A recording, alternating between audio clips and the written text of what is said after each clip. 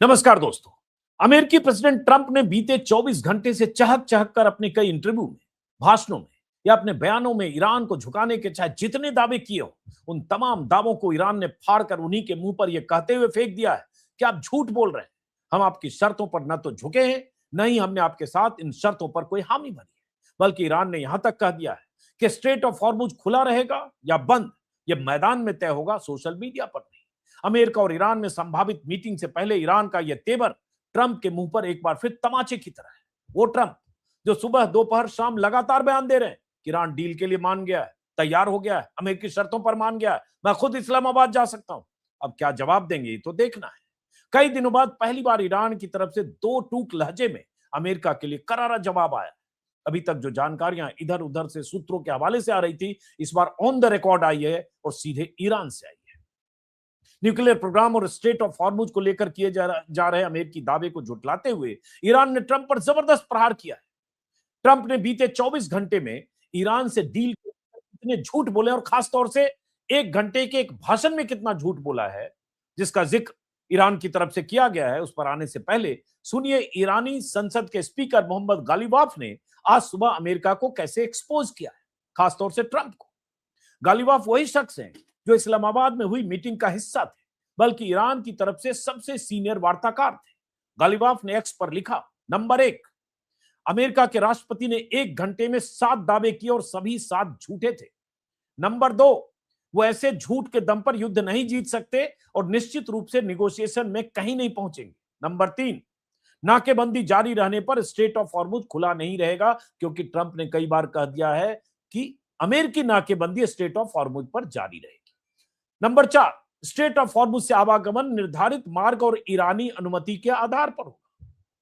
Number 5, Hormuz खुला रहेगा या बंद, इसके नियम क्या होंगे यह मैदान में तय होगा, न कि सोशल मीडिया पर। मतलब ईरान ने साफ साफ कहा है कि ट्रंप के सोशल मीडिया पर ऐलान कर देने से हॉर्मुज नहीं खुलेगा, उनके भाषण और बयान से हॉर्मुज नहीं खुलेगा। नंबर 6, मीडिया वॉरफेयर और पब्लिक ओपिनियन को प्रभावित करना युद्ध का एक अहम हिस्सा है, लेकिन ईरान इन तरीकों से प्रभावित नहीं होता। वार्ता की सटीक और वास्तविक खबरों के लिए विदेश मंत्रालय के प्रवक्ता के हालिया साक्षात्कार को पढ़ें, यह भी इशारा किया हुआ। मतलब ईरान ने ठोक कर साफ साफ कह दिया है कि ट्रंप ईरान से डील को लेकर झूठे दावे करना बंद करें। ट्रंप ने 24 घंटे के भीतर 7 झूठे दावे क्या किए, एक ही भाषण में 7 झूठे दावे क्या किए, जिसका जिक्र ईरान ने किया है। ट्रंप ने अमेरिकी मीडिया से कल कहा कि ईरान ने हॉर्मुज स्ट्रेट को खोलने और कभी बंद न करने पर सहमति दे दी। ईरान अपना एनरिच्ड यूरेनियम अमेरिका को सौंप देगा। ईरान ने अपने न्यूक्लियर कार्यक्रम को अनिश्चित काल के लिए रोकने पर सहमति दे दी। ईरान अमेरिका की मदद से समुद्र में बिछाई गई माइंस हटा रहा। ईरान के बंदरगाहों पर अमेरिकी नौसैनिक नाकेबंदी जारी रहेगी जब तक दोनों देशों के बीच पूरा समझौता नहीं हो सकता। ऐसी ही कुछ और बातें, कुछ और दावे ट्रंप ने किए। ईरान ने इन्हें सिरे से खारिज कर दिया। दरअसल ईरान से समझौते करके जंग के मैदान से भागने के लिए बेताब ट्रंप अमेरिकी जनता को बेवकूफ बनाने के लिए लगातार बढ़ चढ़कर बयान दे रहे हैं, ताकि उनके देश में लोगों को यह ना लगे कि ईरान ने अमेरिका को 40 दिनों की जंग में नाको चने चबा दिए। अमेरिकी जनता को धोखे में रखने के लिए ट्रंप ईरान को अपनी शर्तों पर झुकाने के झूठे दावे कर रहे हैं, जबकि हकीकत यह है कि ईरान ने अमेरिका के कई फाइटर जेट, दर्जनों ड्रोन, अमेरिकी डिफेंस सिस्टम और अमेरिकी मिलिट्री बेस को जबरदस्त नुकसान पहुंचाकर ट्रंप को न सिर्फ समझौते की मेज पर आने को मजबूर कर दिया है, बल्कि अपना अपर हैंड बनाए रखा है।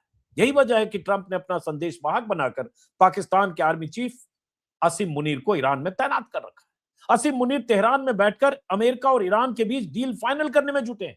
ईरान की शर्तें ट्रंप तक पहुंचा रहे हैं और ट्रंप का जवाब ईरानी लीडर्स तक पहुंचा रहे हैं। अमेरिका चाहता है कि पाकिस्तान में अगली मीटिंग से पहले सारी चीजें तय हो जाए, वरना कोई वजह नहीं है कि पाकिस्तानी आर्मी चीफ असीम मुनीर 4 दिनों से ईरान में बैठे।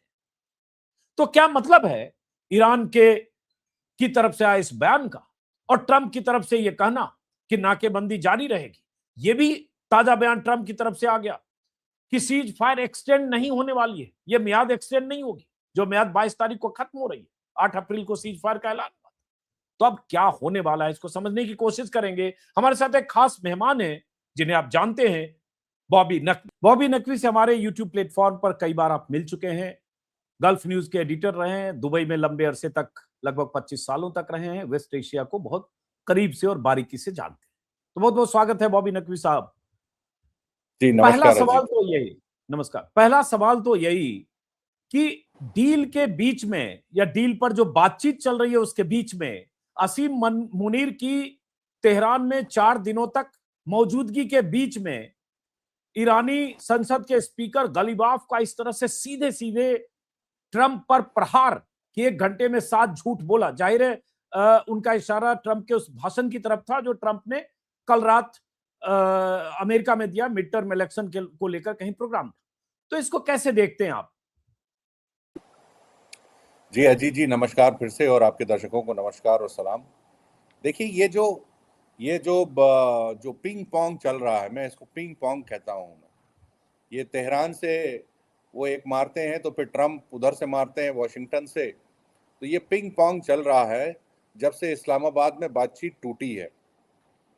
इसको समझने के लिए हमें एक बात जो है बहुत अपने दर्शकों को बतानी पड़ेगी, अजीत जी आपके दर्शकों को, कि ये जो दूसरे राउंड की बातचीत जो कहते हैं कि होगी, दूसरे राउंड की बातचीत के लिए कह रहे हैं कि वीकेंड पे होगी, वो इस्लामाबाद में होगी।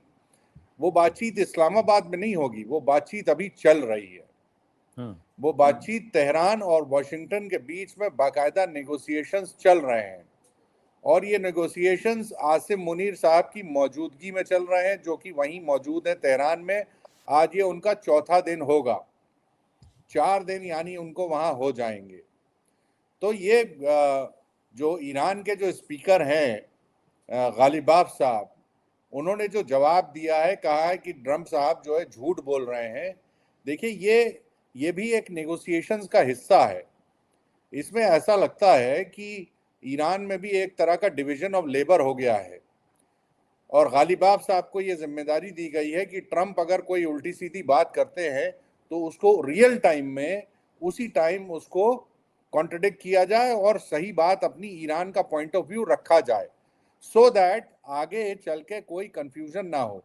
देखिए अभी तक क्या हो रहा है, जो मैसेजिंग हो रही है, जो नैरेटिव जो डोमिनेट कर रहा है, वो वॉशिंगटन कर रहा है, व्हाइट हाउस कर रहा है।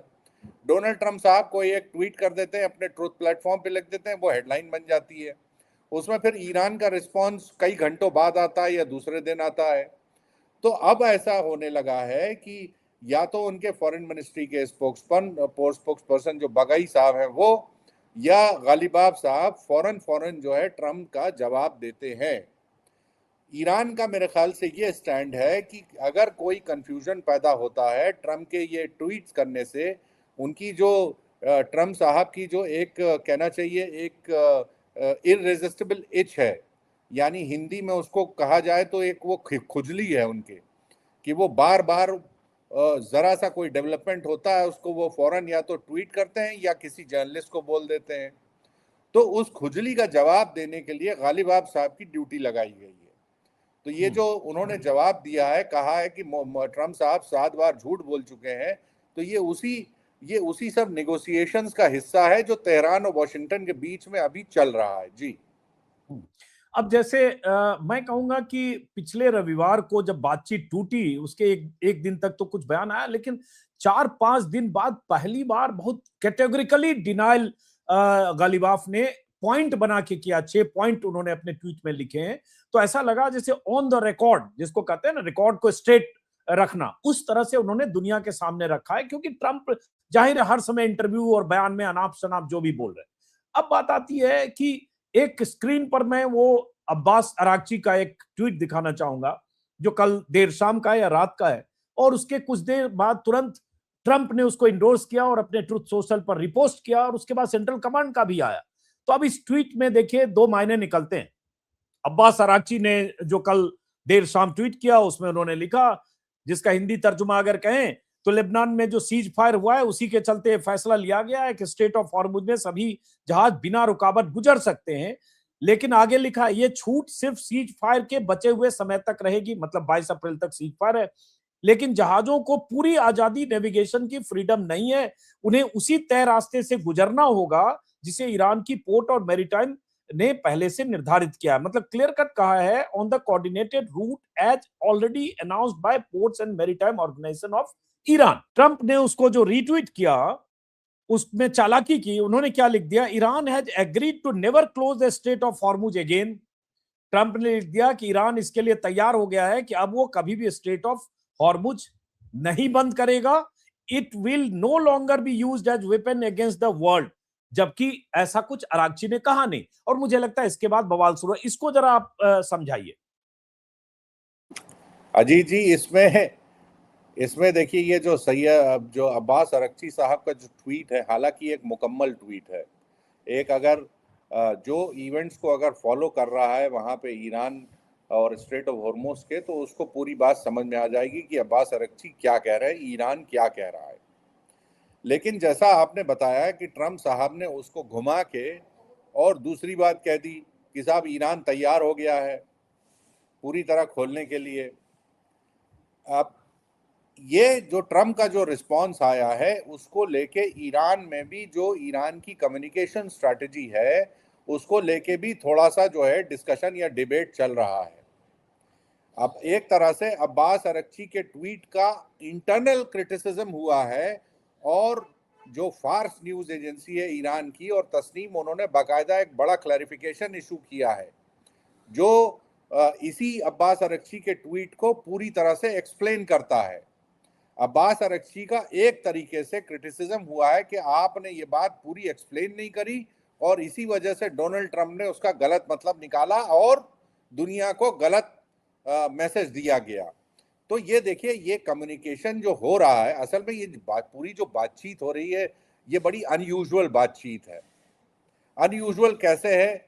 एक तो डिस्टेंस है, यानी तेहरान और वाशिंगटन के बीच में। देखिए, एक बात मैं यहाँ पे बहुत साफ करना चाहूँगा अजीत भाई, कि जिस सेकेंड राउंड की बातचीत की हम लोग डिस्कशन कर रहे हैं पिछले कई दिनों से, डोनाल्ड ट्रंप भी कह चुके हैं कि अगले राउंड की बातचीत फिर होगी इस्लामाबाद में। वो एक्चुअली बातचीत करंटली हो रही है, वो तेहरान और वाशिंगटन के बीच में हो रही है, और आसिम मुनीर साहब की मौजूदगी में हो रही है। तो अब ये सब जो है, ये जितने ये ट्वीट्स आ रहे हैं या क्लैरिफिकेशंस आ रहे हैं, ये सब उसी नेगोशिएशन का हिस्सा है। हो क्या रहा है कि अगर बातचीत अच्छी चलती है तो ट्रंप साहब अच्छा बोलते हैं, जहां कोई ईरान अपना कुछ पेच फंसाता है तो फिर ट्रंप साहब की भाषा एकदम बदल जाती है। यहाँ पे ये हो रहा है। तो ईरान की लेकिन पोजीशन फिर भी बहुत कंसिस्टेंट है शुरुआत से। अब्बास अरक्ची का जो ये ट्वीट आया है कि साहब स्ट्रेट ऑफ हॉर्मुज को हमने खोल दिया है, उसका कॉन्टेक्स्ट यही था। उसका कॉन्टेक्स्ट वो ईरान की कंडीशन थी कि जब तक लेबनान में सीज फायर नहीं होगा हम स्ट्रेट ऑफ हॉर्मुज को नहीं खोलेंगे। तो उसी सिलसिले में जब डोनाल्ड ट्रंप साहब ने अपना अनाउंसमेंट किया कि साहब 10 दिन का सीज फायर हो गया है, तो उसके बाद फिर अब्बास अरक्ची ने कहा कि ठीक है, अब हम खोल रहे हैं। लेकिन लेकिन लेकिन लेकिन remaining period of cease fire तक, ये भी साथ में है। जी हाँ, जी हाँ, अब ये सीज फायर जो है, remaining period of cease fire तक, इसका मतलब यही है कि जो ओरिजिनल सीज फायर ईरान और अमेरिका के बीच में है, उसी सीज फायर की बातचीत कर रहे हैं, जो कि 21 अप्रैल को खत्म हो रहा है, उसकी मियाद खत्म हो रही है। ठीक है। और दूसरी चीज उन्होंने क्लैरिफाई करी कि जो रूट ईरान ने तय किया है वहीं से ट्रैफिक आने जाने दिया जाएगा। उसका गलत मतलब मार्केट ने भी निकाला और डोनाल्ड ट्रंप ने भी निकाला। बाद में वही चीजें सारी क्लैरिफाई अब गालिबाफ साहब कर रहे हैं। तो देखिए, वहां पे भी ईरान में भी एक जो उनका कम्युनिकेशन का जो जो उनका प्रोसेस है, या जो जो मीडियम है, जो लोग ऑथराइज्ड हैं, उनमें भी थोड़ा सा लगता है कोऑर्डिनेशन की कमी है। उसमें कोई इतनी खराब बात नहीं है। ऐसे माहौल में चूंकि nature of discussion, nature of negotiation इतने कॉम्प्लेक्स हैं, तो थोड़ा बहुत ऊपर नीचे बात होने की गुंजाइश रहती है। जी। अब एक चीज बताइए, अगर वो कह रहे हैं गालिबाफ कि ये सीज फायर तक ये खुला है, लेकिन साथ में अगर ये कहते हैं on the coordinated route as already announced by ports and maritime of Islamic Republic of Iran, तो इसका मतलब वो टोल वाला रूट कहना चाह रहे हैं। इसको कैसे, क्योंकि सारा पेज तो इस पे फंसा है कि टोल नाका जो है, ईरान जो $2 मिलियन ले रहा है या मांग रहा है, वो लेगा या छोड़ेगा। देखिए, अगर आप स्ट्रेट ऑफ हॉर्मुज का वो नक्शा देखेंगे तो उस नक्शे में पाएंगे कि जहां पे स्ट्रेट ऑफ हॉर्मुज पड़ता है, जहां पे वो चोक पॉइंट है, यानी जहां पे सबसे नैरो चैनल है वहीं पे एक आइलैंड है। पहले ट्रैफिक जो है वो आइलैंड, वो ओमान की तरफ से ट्रैफिक होके जाता था, लेकिन ये नया रूट जो बनाया ईरान ने वो आइलैंड के दूसरी तरफ से जाता है, यानी ईरान की कोस्ट से और आइलैंड के बीच में से जाता है। और ये वही रूट है जिसपे टोल वो लगा रहे हैं। तो ये रूट वही है। ईरान शुरू से कंसिस्टेंट है। उन्होंने कहा है कि अब ये नया रूट है, यहीं से आपको आना जाना होगा, आपको हमसे अप्रूवल लीजिए, हमको पैसे दीजिए और उसके बाद आप अपना जहाज ले जाइए और वापस लाइए। जी। तो इसका मतलब अभी हॉर्मुज का पेच फंसा है। अब बात आते हैं कि जो गालिबाफ ने 7.6 पॉइंट गालिबाफ ने लिखे, जिसमें उन्होंने लिखा कि अगर नाकेबंदी जारी रही तो हॉर्मुज नहीं खुलेगा। तो इसका मतलब अमेरिकी नाकेबंदी से है, चूंकि सेंट्रल कमांड ने, सेंटकॉम ने तुरंत कह दिया था कि नाकेबंदी जारी रहेगी।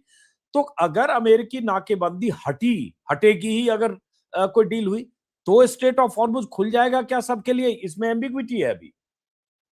वो एम्बिग्विटी नहीं है उसका। देखिए, ईरान का ये कहना, गालिबाफ साहब का ये कहना कि अगर ये अमेरिका का ब्लॉकेड चालू रहा तो हम उसको बंद कर देंगे, स्ट्रेट ऑफ हॉर्मुज का।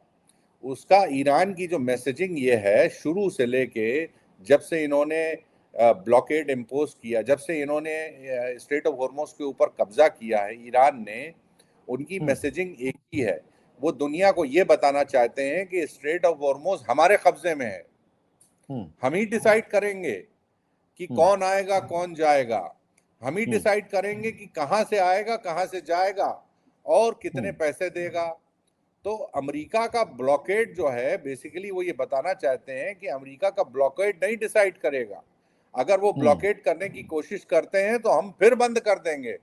क्यों बंद कर देंगे? क्योंकि स्ट्रेट ऑफ हॉर्मुज हमारे कब्जे में है। ये अमेरिका का ब्लॉकेड से ना तो खुलेगा स्ट्रेट ऑफ हॉर्मुज, ना बंद होगा। ये डिसाइड ईरान ही करेगा। तो ये मैसेजिंग जो उनकी है, यही कोशिश है जो उन्होंने जवाब दिया है गालिबाफ साहब ने। जी। एक और गालिबाफ का पॉइंट नंबर 5 है, स्क्रीन पर मैं चाहूंगा ग्राफिक अगर दे सकते हैं हमारे सहयोगी, जिसमें उन्होंने कहा whether the state is open और closed and the regulation governing it will be determined by the field not by social media. मतलब खुला रहेगा या बंद रहेगा, या इसके कायदे बिल्कुल। क्या होंगे? देखिए, फिर ये एम्फसाइज कर रहे हैं कि हाँ, ये डोनाल्ड ट्रंप साहब अपने ट्रुथ सोशल पे नहीं डिसाइड करेंगे, ये हाँ, हम डिसाइड हाँ, करेंगे। ये ईरान हाँ। डिसाइड करेगा कि कब खोलेंगे कब बंद करेंगे। बेसिकली ये अपनी और अगर अपना जो, खोलेंगे तो उसके लिए रेगुलेशन क्या होगा, जी कायदा हाँ, क्या होगा? जी, हाँ। जी हाँ। तो ये ईरान बार बार इंटरनेशनल मार्केट को, मैरीटाइम इंडस्ट्री को, ऑयल एक्सपोर्टर्स को, सबको ये बता रहा है कि डोनाल्ड ट्रंप साहब के कहने से ना कहने से कुछ नहीं होगा। ये स्ट्रेट ऑफ हॉर्मुज का मामला हम ही डिसाइड करेंगे। ये उनकी अभी तक जो मैसेजिंग है वो बहुत क्लियर है। डोनाल्ड ट्रंप साहब उसको एक तरह से हल्का करने के लिए वो अपना अगड़म बगड़म बकते रहते हैं ट्रूथ सोशल पे, और यही कंफ्यूजन क्रिएट करता है। देखिए, ग्राउंड पे सिचुएशन बिल्कुल अलग है, वहां पे स्ट्रेट ऑफ हॉर्मुज में बिल्कुल अलग है। अभी अगर एक कुछ जो अलग अलग डेटा आ रहे हैं, लेकिन कंसेंसस ये है कि कम से कम 2000 जहाज पर्शियन गल्फ के अंदर हैं, यानी स्ट्रेट ऑफ हॉर्मुज के अंदर हैं, जिनको बाहर जाना है, वो जहाज वहां से नहीं निकल पा रहे हैं। 2000 जहाज बहुत ज्यादा दो होते हैं, और इन जहाजों पे 130 मिलियन बैरल से ज्यादा का तेल लदा हुआ है। तो ये डेटा जो और है, 40 ये से हम तो, 50 हजार सेलर्स भी हैं उस पर, उन जहाजों पर। जी 40 से 50 हजार सेलर्स हैं, जहाज के नाविक और जो उनके जी, स्टाफ होते हैं, वो हमको सब भी एक, फंसे हैं। हाँ, एक हाँ। डेटा ये कहता है कि 20,000 क्रू मेंबर हैं इन जहाजों पे। हम्म। इन जहाजों पे 20,000 क्रू मेंबर हैं, ऐसा डेटा आ रहा है। तो ये हम्म। जहाज वही है। वो ईरान डिसाइड करता है कि किस जहाज को जाने देना है, किस जहाज को अंदर आने देना है। डोनाल्ड ट्रंप साहब अपने बड़बोलेपन के चक्कर में, अपने कॉन्स्टिट्युएंसी को बताने के चक्कर में कि देखिए हम कंट्रोल कर रहे हैं, सेंटकॉम कंट्रोल कर रहा है, ये कंफ्यूजन पैदा करता है, जो कि सरासर, और इनकी बात ज्यादातर, जैसा गालिबाफ ने कहा, कि ये झूठ बोलते हैं। जी। अब एक सवाल है कि जो जैसे ट्रंप ने कल ये देखिए, वो तो लगातार पिछले 72 घंटों से बोल रहे हैं कि ईरान न्यूक्लियर डस्ट देने को तैयार हो गया, जो उस मलबे के नीचे है, जिस जगह पर, जिन पहाड़ियों पर B2 B1 बॉम्बर से बॉम्बिंग हुई थी लगातार जून 2025 में। अब उन्होंने कल कहा कि हम ईरान के साथ मिलकर उस न्यूक्लियर डस्ट को हासिल करेंगे, प्रोक्योर करेंगे, जब उनसे पूछा गया, और उसके लिए बहुत सारी जो खुदाई वाली मशीनें होती है वो लेकर जाएंगे, और जितनी बड़ी मशीनें आप सोच नहीं सकते वो लेकर जाएंगे, और हम मिलकर करेंगे, ईरान के साथ मिलकर अंदर जाएंगे और साथ मिलकर करेंगे और अमेरिका लाएंगे। तो ये सब बिल्कुल हवा में बात कर रहे हैं। ये मुमकिन है? इसको विजुलाइज करें कि अमेरिकन लोग वहां पहुंच गए और फोर्दो की या नतांज की पहाड़ियों को खोद रहे हैं, खोद के नीचे, जो मलबे के नीचे कहीं अगर न्यूक्लियर डस्ट है, जिस भी शेप में है, या वहां से कहीं शिफ्ट, उसको निकाल रहे हैं। ये मुमकिन है? ईरानी इसको एक्सेप्ट करेंगे? देखिए, अब ये बातचीत में, नेगोशिएशंस में, अजीत जी, एग्जैक्टली क्या बातचीत हो रही है वो तो हम लोगों को पता नहीं है। सही बात है। हम लोग जो स्टेटमेंट्स आ रहे हैं उसी से अंदाजा लगा सकते हैं। इसमें यह भी हो सकता है कि डोनाल्ड ट्रंप साहब 4 आना नहीं तो इसमें 8 आना झूठ बोल रहे हैं। ठीक है, ये न्यूक्लियर डस्ट निकालने वाली बात को लेके हो सकता है कि उन्होंने आसिम मुनीर को पूरी सिचुएशन बताई हो, ईरानियंस ने, कि ये जो आपने B-52 के जो बम गिराए थे उससे जून में, उससे ये इतने नीचे दबा है, उसके लिए हमें स्पेशलाइज्ड इक्विपमेंट चाहिए होंगे। तो हो सकता है कि अमेरिका ने कहा कि चलो ठीक है हम भेज देंगे, तो वो उसमें एक लाइन उन्होंने और जोड़ दी कि हम मिल के करेंगे ये काम।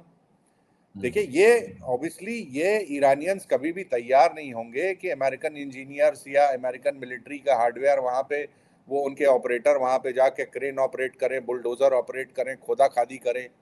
ये ज़रूर हो सकता है कि कोई एक इंटरनेशनल हेल्प निकाल दी, प्रोवाइड की जाए कि साहब स्पेशलाइज अगर इक्विपमेंट चाहिए तो ये यहाँ से आ सकता है, क्योंकि जाहिर बात है कि अगर ये बहुत नीचे दबा हुआ है तो उसको सेफली निकालना, 441 किलोग्राम यूरेनियम, उसमें बड़े सेफगार्ड्स चाहिए, उसमें स्पेशलाइज्ड इंजीनियर्स चाहिए, उसमें IAEA जो इंटरनेशनल एटॉमिक एनर्जी एजेंसी है उसकी एक्सपर्टीज चाहिए, उसका सुपरविजन चाहिए।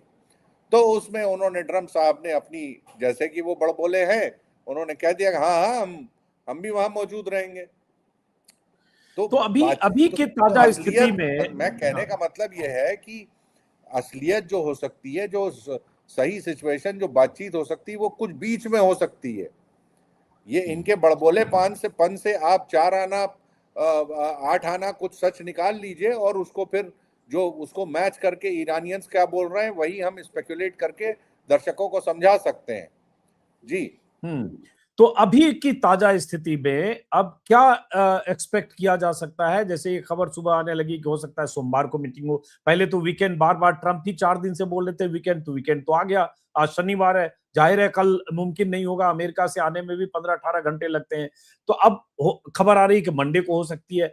आपको क्या लगता है कि अगले 3-4-5 दिनों में, चूंकि मुनीर वहां बैठे हैं 4 दिन से तेहरान में, कोई रास्ता निकल सकता है?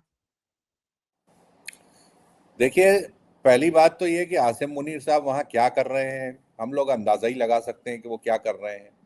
अंदाजा हमारा ये है कि वहाँ नेगोशिएशन बराबर चल रहे हैं तेहरान और वाशिंगटन के बीच में, और मीडिएशन उसमें आसिम मुनीर साहब कर रहे हैं, मैसेजेस इधर से उधर रिले कर रहे हैं। ठीक है, इस्लामाबाद से आसिम मुनीर के ऊपर कोई अपडेट नहीं है। आसिम मुनीर के ऑफिस से, खुद से, जो तेहरान में वो मौजूद है, वहां से उनका कोई स्टेटमेंट नहीं आया, उनकी कोई फोटोग्राफ नहीं आई। आखिरी जो फोटो इशू की थी वो IRGC के कमांडर्स के साथ मीटिंग कर रहे थे, वो फोटो थी। माफ कीजिएगा।